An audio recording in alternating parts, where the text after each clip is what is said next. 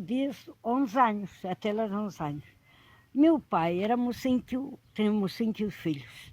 E minha mãe era sobrinha de um que eram meus padrinhos.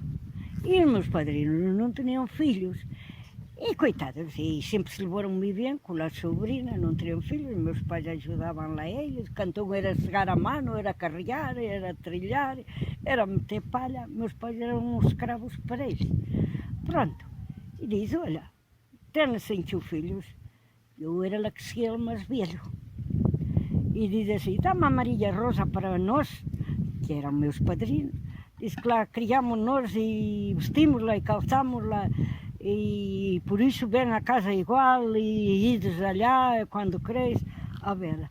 Só que o meu padrinho era um judeu, Albino Gomes, era um casal, tinham sempre 2, 3 vacas gordas como uns touros e uma burra.